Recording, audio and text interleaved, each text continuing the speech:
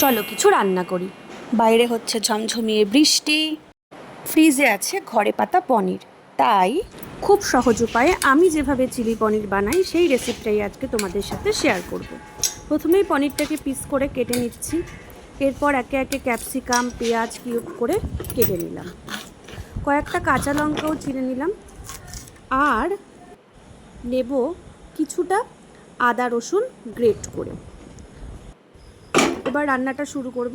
প্রথমেই একটা লোহার কড়াই নিয়ে নিয়েছি, কড়াইতে সামান্য একটু সাদা তেল দেব, দিয়ে নুন হলুদ দিয়ে মাখিয়ে রাখা পনিরগুলোকে হালকা করে ভেজে নেব, ভেজে তুলে রাখবো।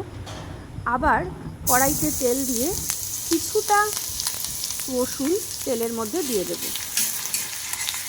রসুনটা একটু ভেজে নেওয়া হয়ে গেছে, এবার ওই কেটে রাখা পেঁয়াজ ক্যাপসিকাম কাঁচা লঙ্কাটা তেলের মধ্যে দিয়ে দেবো, দিয়ে ভালো করে একটু নেড়ে চেড়ে অল্প একটু লবণ দেবো যাতে সেদ্ধ হয়ে যায়।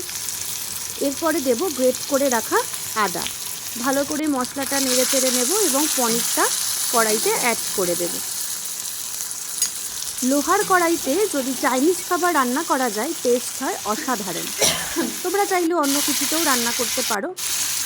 আচ্ছা, এবার ভালো করে ভাজা ভাজা হয়ে গেছে, কিছুটা কাশ্মীরি লঙ্কার গুঁড়ো দেবো রঙের জন্য, দেখো কি দারুণ একটা রং হয়েছে। এরপর সস অ্যাড করব, এখানে আমি দিলাম টমেটো সস এবং সোয়া সস। চিলি সস আমি দিচ্ছি না, যেহেতু কাঁচা লঙ্কা ব্যবহার করেছি, বেশি ঝাল হয়ে যাবে। এবার আমি একটু নেড়ে চেড়ে দেবো কর্নফ্লাওয়ার।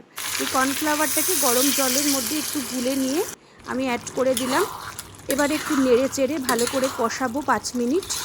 ভালো করে কষিয়ে নিলেই আমাদের প্রায় রান্না শেষের পথে।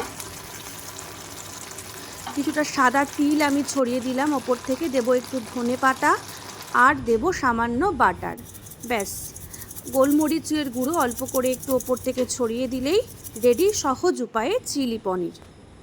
রেসিপিটি যদি ভালো লাগে অবশ্যই একটা লাইক করবেন এবং সাবস্ক্রাইব করে চ্যানেলের পাশে থাকবেন।